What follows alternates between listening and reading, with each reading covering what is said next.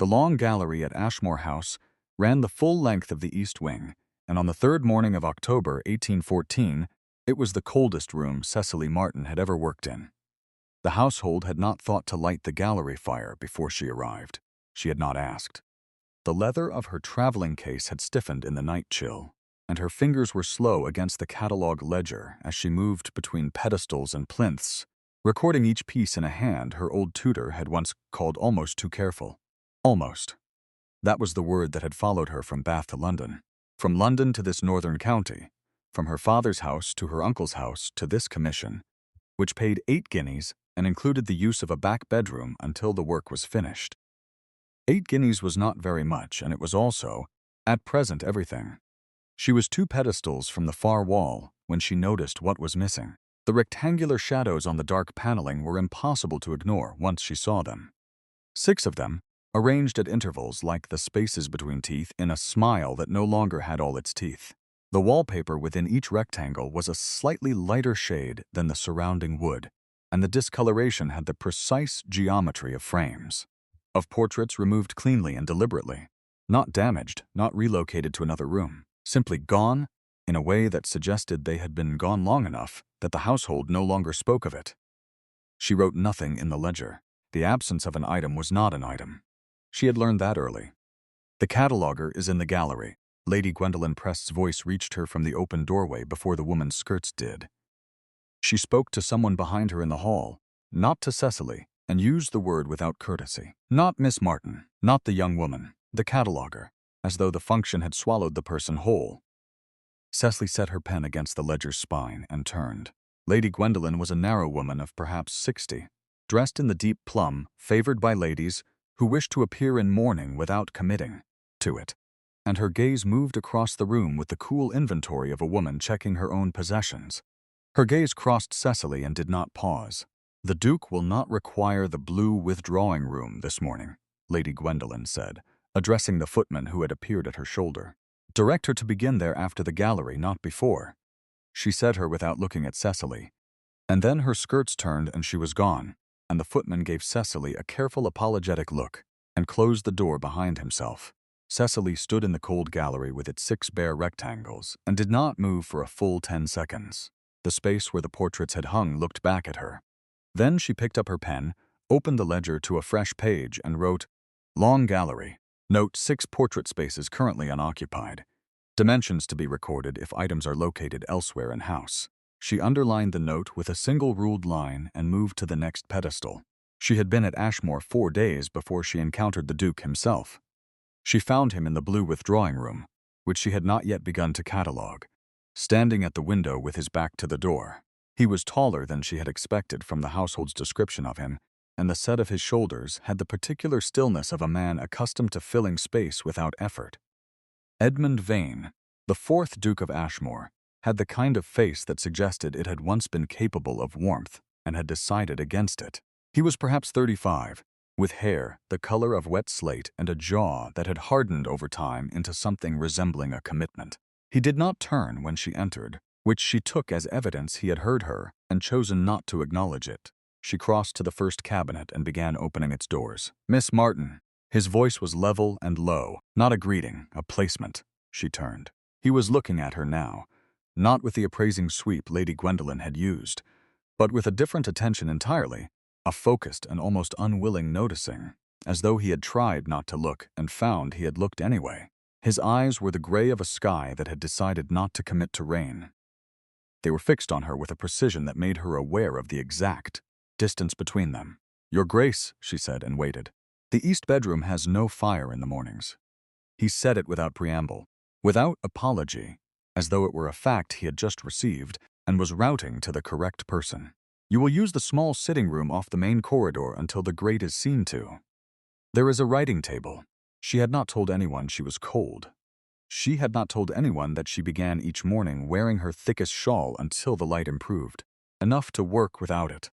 She had not told anyone that she had eaten her supper by a single candle the previous evening because the evening tray had arrived without the second one she had been told to expect. "That is very good of your Grace," she said. "I am quite comfortable in the gallery." He looked at her for 2 full seconds. The pause was very deliberate. "I did not ask," he said, and turned back to the window. She stood at the cabinet for a long moment after that, her fingers resting on the cool brass of the handle. She thought that he was either the most abrupt man she had ever met or the most efficient one, and she was not certain yet whether the two were different things. Her face was carefully composed. Her pulse was slightly faster than she would have preferred. She used the sitting room the next morning. The fire was already lit when she arrived, and there was a second candle on the writing table. If you have ever watched a cold house slowly register that someone new has arrived in it, you know the particular quality of those early October days at Ashmore. Cecily kept her pace steady and her conclusions private. The commission itself was straightforward. The late Duchess had collected well, and the estate's records were incomplete. Cecily was to produce a full inventory before the solicitors arrived in December to assess the estate's value for purposes of the Duke's ward, a young nephew who stood to inherit certain parcels if the Duke died without male issue. The commission did not interest her in that legal respect. What interested her was the work itself. The particular pleasure of holding a piece and finding the mark of a maker, the satisfaction of a completed ledger page. She had catalogued collections in 3 houses before this one, and she had been good at the work in all 3. And being good at work was the closest thing to security she had found since her father's death 4 years ago had removed the closer kind. What she had not anticipated was the library. She found it on her 6th day, not because she had been directed there, but because a door she assumed was a linen press opened instead onto a long, softly lit room-lined floor to ceiling with books and furnished with 2 deep chairs before a cold hearth. The books were well used. The chairs had been sat in by someone who preferred to sit near the left window, as evidenced by the slight depression in the cushion and the single good lamp positioned on the table beside it. In the corner, behind the larger chair, stood a small writing desk, and on the writing desk sat a prayer book, its cover worn white at the corners. She would have moved past it entirely if not for the faint rectangular shape she could see pressing against the inside of the cover, a shape she recognized. The precise dimensions of a miniature in ivory. She did not open the prayer book. She noted the desk, the prayer book, and the shape within it. She closed the library door behind her and sat with what she had seen for 3 days before she told a single soul. The soul she told was Agnes Lyle.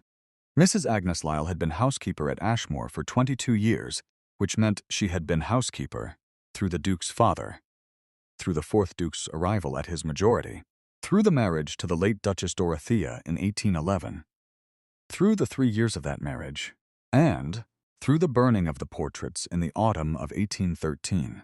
She was a woman in her mid-60s with white hair pinned under a plain cap and hands that showed the full record of their work. Her eyes had begun to fail the previous winter, not badly enough to prevent her duties, badly enough to make reading difficult. Cecily had discovered this on her 3rd morning when she found Mrs. Lyle in the upper hall, holding a letter at arm's length and squinting at it with an expression of fierce concentration that was not producing results. She had offered to read it, Mrs. Lyle had declined with the particular dignity of a woman who does not accept help without first considering whether accepting it would cost more than needing it had. On the 4th morning, when the letter was still unread on the hall table, Cecily picked it up and brought it to the housekeeper's sitting room, and Mrs. Lyle had not precisely declined a second time. The letter was from Mrs. Lyle's daughter in Exeter. It described the birth of a second grandchild, a boy named for his grandfather. Cecily read it slowly and evenly, keeping her voice level so that the pleasure of the content could reach Mrs. Lyle without the burden of performance. There was a passage about the child's weight at birth, a passage about the lying-in room and the quality of the September light through its window, a passage about the elder child's baffled inspection of the new arrival. When she finished, she set the letter on the table and said nothing. Mrs. Lyle said nothing either for a long time. Then she said, "His name is James, then." And her voice was the voice of a woman who had waited 3 weeks to hear a specific word. Cecily was in the doorway of the housekeeper's sitting room on the 9th day of her commission, reading aloud from the week's new letter from Exeter when the Duke appeared in the passage behind her. She did not hear him. She was occupied with the letter, which described the grandchild's first week with the detail only a new mother finds inexhaustible, and she was at the part about the child's particular expression when hungry, which she was rendering with sufficient care to draw a thin sound from Mrs. Lyle that might have been a laugh. Cecily looked up from the page and saw the housekeeper's face had changed, and she understood a moment later what had changed it, because she heard a floorboard settle behind her and turned. The Duke stood in the passage. He had stopped perhaps 6 feet from the doorway, and his face was wearing an expression she had not seen on it before. Not the careful blankness he wore in the withdrawing room, not the clipped efficiency of his commands. Something else entirely. Something that pulled at the corners of his mouth and the particular muscle below his eye, an expression a careful observer might describe as the face of a man who had encountered an evidence of the world being larger and more tender than he had accounted for, and who found he could not quite look away from it. He did not move. His eyes were on her, not on Mrs. Lyle, and they held the focused, unwilling attention she had noticed once before, but deeper now, slower, as though whatever conclusions he had been resisting had moved a degree closer to the surface while he stood there. She rose and stepped out of the doorway. He did not step back. They stood in the passage at a distance of 3 feet, close enough that she was aware of the warmth of him against the cool of the hall, close enough that she could see the precise line where his jaw had been shaved that morning, and the fact that his hands were very still at his sides. "Miss Martin," he said. "Your Grace," she said, "the East Wing cabinets require completing before the first frost." It was not what he had come to say. She could hear that plainly enough. "Do not spend your mornings here." She looked at him directly. "Mrs. Lyle's daughter has a new son," she said. "She cannot read the letter herself." A pause that had weight in it. He looked past her to Mrs. Lyle, who was watching him with the particular composure of a long-tenured servant who has seen a great many things and made quiet conclusions about all of them. He looked back at Cecily. "An hour," he said. "No more." He turned and walked back down the passage, and she heard his footfall precise, and even until it reached the stairs and stopped. She looked at the letter in her hand. She had not agreed. She was back in the East Wing before half the hour was done. The dinner party Lady Gwendolen assembled on the 14th of October was not for Cecily's benefit, and Cecily had not expected to be among those seated at the table. She spent the dinner hour in the library, cataloging the lower shelves, working by 2 candles, because the household had not thought to provide more. She did not hear the door open. She heard Lady Gwendolen's voice. "I see the cataloger has made herself at home in the library." The tone was not addressed to Cecily. It was addressed to the man who had followed Lady Gwendolen through the door, a broad, fair man of perhaps 40 whom Cecily recognized as Sir Neville Osborne, who had arrived that afternoon with 2 hunters and a valet, and the air of a man who has been told to make himself agreeable. Lady Gwendolen's voice carried the particular quality of a woman making a point for an audience of one. One does not know what to make of a young woman who works evenings. It suggests ambition beyond her station. Sir Neville glanced at Cecily with a look that assessed and dismissed simultaneously. "Is she the one you mentioned?" he said, keeping his voice low in a way that ensured it would carry. "Only the cataloger," Lady Gwendolen said. "She will be finished before December." Cecily kept her eyes on the ledger. She completed the entry she was writing with the same pace she had begun it, recording a pair of Dutch miniatures on ivory, circa 1780, provenance uncertain. She did not look up until they left, and she did not enter the incident into any ledger she kept. What she entered instead, that night, was the library's writing desk and the prayer book she had first noticed 10 days before. The guests were at cards. The house was occupied. She opened the prayer book. The miniature was ivory-backed and no larger than the palm of her hand, set in a frame of tarnished silver. The woman in it was painted in the style of the previous decade, her hair dressed in the fashion of approximately 1810, her expression composed but lit from within by a quality the painter had caught honestly. She was perhaps 25 in the likeness. Her eyes were warm and dark, and they showed a woman given to laughter, though she was not laughing in the portrait. She was looking at something outside the frame with an attention that made her look alive, even at a remove of 4 years. Cecily understood immediately what she was holding. She understood immediately why it had survived, too. Hidden as it was inside a prayer book on a writing desk in a room the Duke rarely entered. Someone had put it there deliberately and carefully, someone who had known about the burning and had moved before it could reach this one particular image. She set the miniature face down on the open page of the prayer book and stood very still in the library with her 2 candles and the sounds of cards and conversation drifting from the East Wing, and she thought about a man who would burn every image of his dead wife and then go on living in the house where she had died. Mrs. Lyle found her there 20 minutes later, and Cecily turned, and the look on her face must have said enough, because Mrs. Lyle crossed directly to the writing desk and looked at the miniature, and then looked at Cecily. "I put it there the week before he started," Mrs. Lyle said. "He had men come from the village with a cart. I took that one from the small sitting room the night before they came." She paused. "He never counted them. Why did he do it?" Cecily asked. Agnes Lyle was quiet for a long moment. The candles between them produced two small warm circles in the dark of the library, and outside the window the night had fully come. "The Duchess asked him to," she said at last. "In the letter she left him when she died. She said she did not want to be kept as a painted thing on a wall in a house where she had been lonely. He honored it." Her voice held no judgment. Whether he should have, I cannot say. "He has wondered the same thing for 3 years." Cecily looked at the miniature. The late Duchess's painted eyes looked back. A woman who had been lonely had asked to be released, and had been, imperfectly, by a man who had carried the cost of it quietly and without complaint. In a house full of bare rectangles where her face had been, she thought of the 6 shadows on the gallery wall, which she had noted in her ledger as absences, and which were now something else entirely. Not erasure, or not only erasure. A man doing the one thing he could do for a woman he had married without love and failed without meaning to, and doing it with his jaw set, and the village men standing by with their cart in the autumn cold.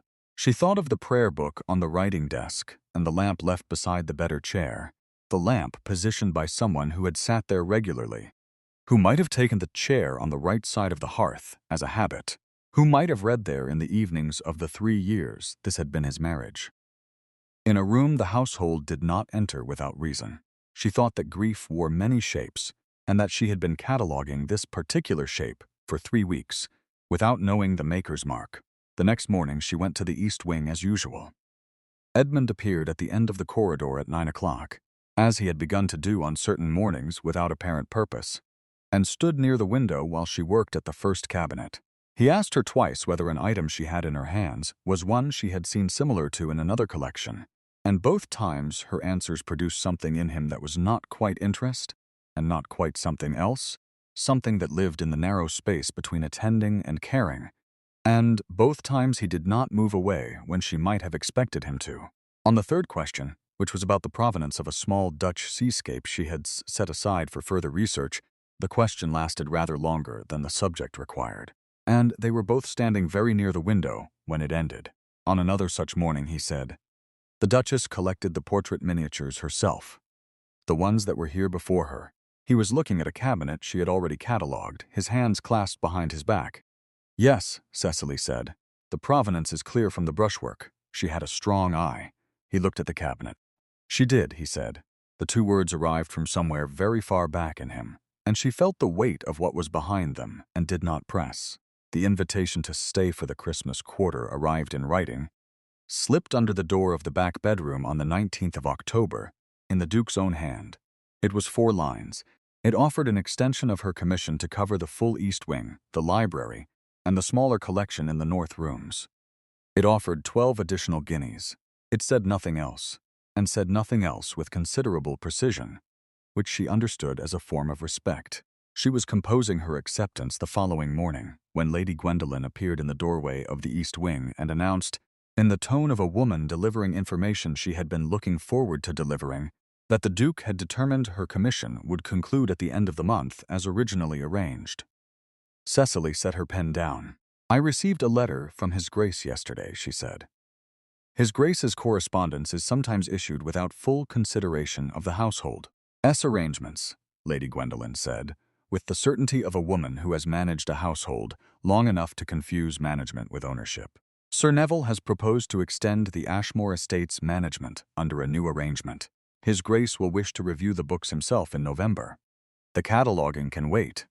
She folded her hands. "You are a capable young woman.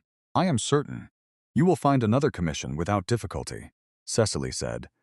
"Will His Grace be informing me of this change himself?" Lady Gwendolen's expression settled into a particular configuration, the expression of a woman who has encountered a question she considers impertinent. "He is occupied," she said. "I speak with his authority in domestic matters." She did not. Cecily was almost certain she did not. She was also almost certain that certainty and proof were not the same thing. and that a cataloger without rank or connection in a duke's household was not in a strong position to dispute a duchess's aunt on the subject of authority. She said nothing else. Lady Gwendolen left. The next person who spoke the word was the parlor maid, Harriet, who passed Cecily in the hall 3 hours later, with the apologetic expression of someone relaying news they had overheard at the wrong angle. "I am sorry about your position, miss." Lady Gwendolen told Mrs. Fielding at luncheon that the cataloger had been let go. Not Miss Martin, the cataloger, let go as though she had slipped from someone's grasp by accident. Cecily thanked her. She went back to the library.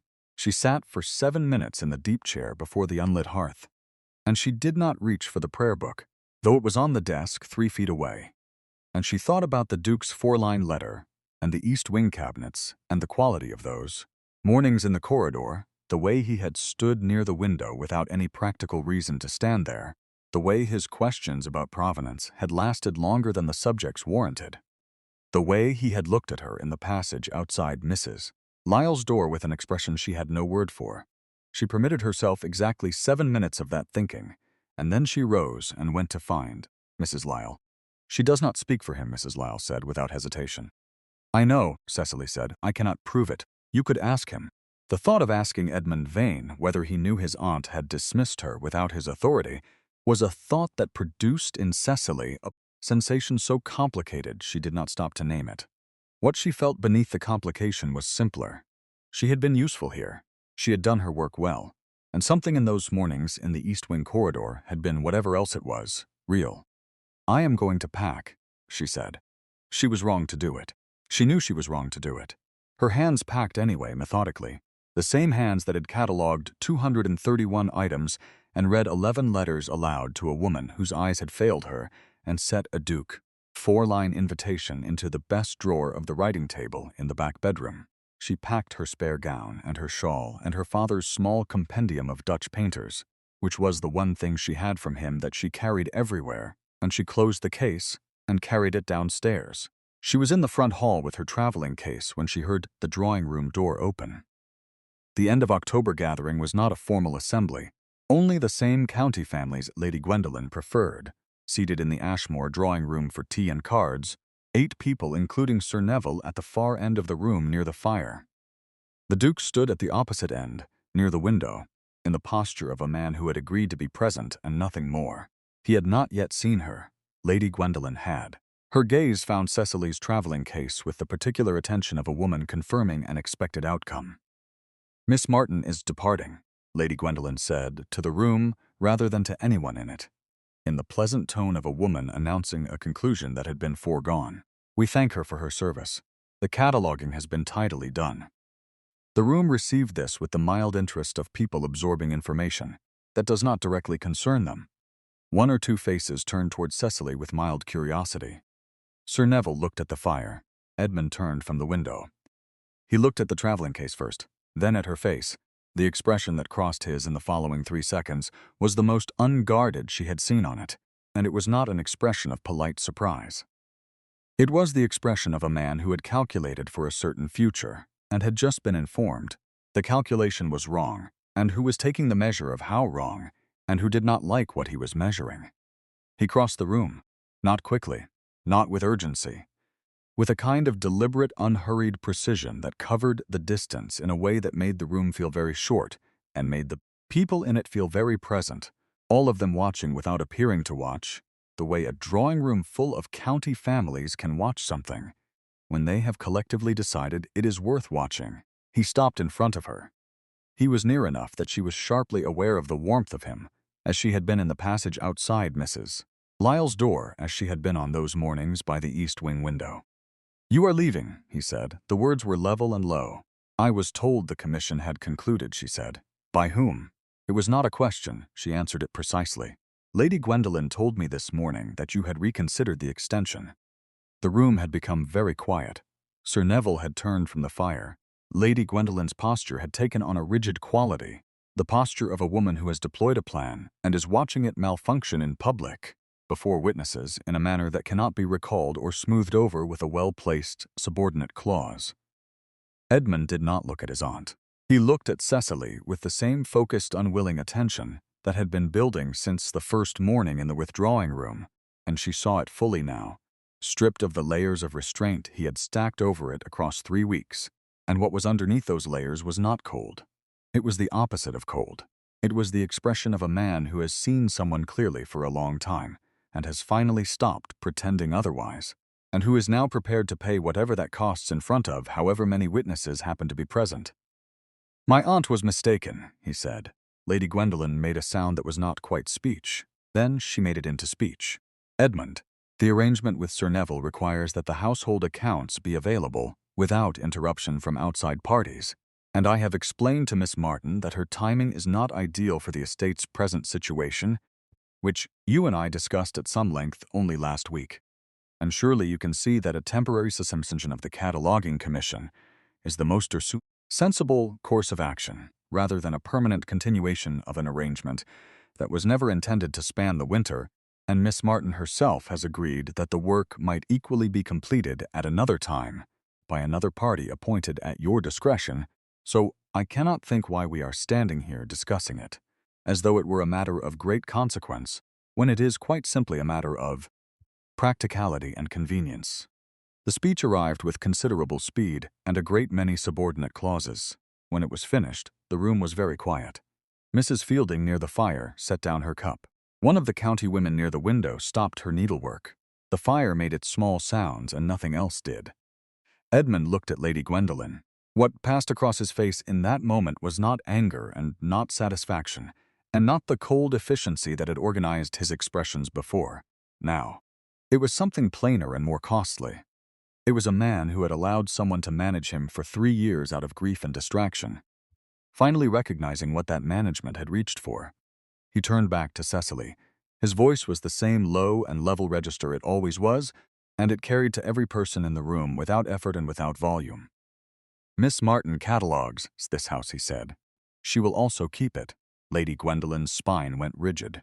Sir Neville set down his cup with a precision that suggested he had decided to be elsewhere very shortly. One of the county women near the fireplace put her embroidery down with a small careful motion, the particular motion of a person ensuring their hands have nothing in them when important things happen. Cecily did not move. Her traveling case was in her hand, and she held it and looked at him.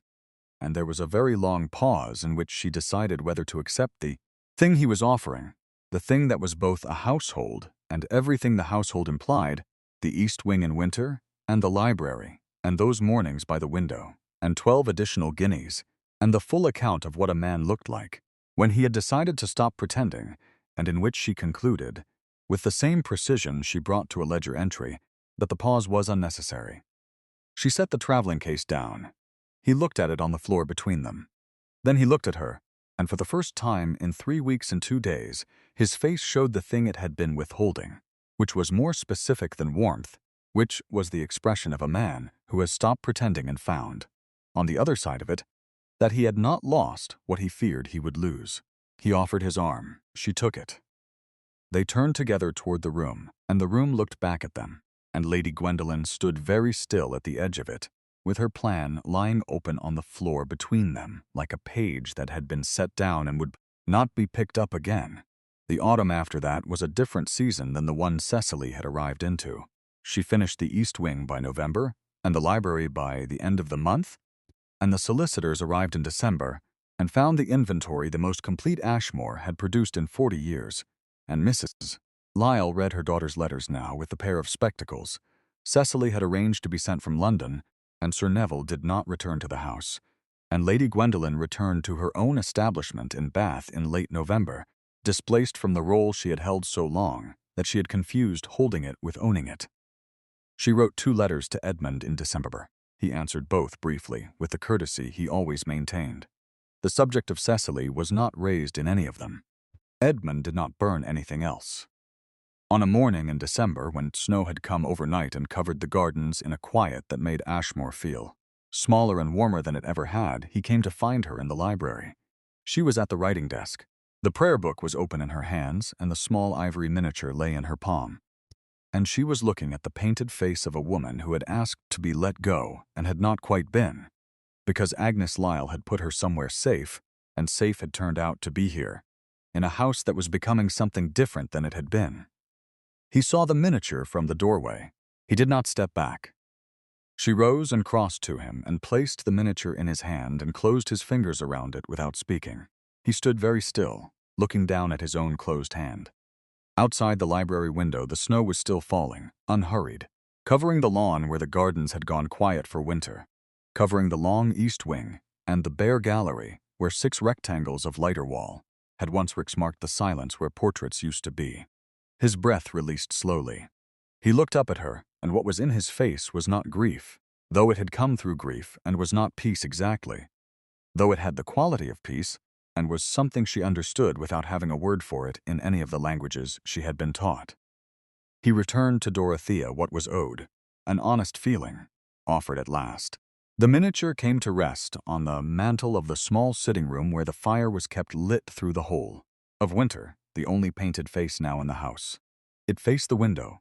The snow outside that window fell and stopped and fell again, and eventually it stopped for good, and the winter turned. And the morning light came back through the glass and found the painted face of a woman who had asked to be released and had been. And the small sitting room held the warmth of a fire and the warmth of 2 people, and the particular warmth of a thing that has survived being erased and found its place at the end of it. She had done her work well. She had not known, on the 3rd morning of October, in the coldest room she had ever worked in, how well. If this story found you somewhere quiet, know that it was made for exactly that moment.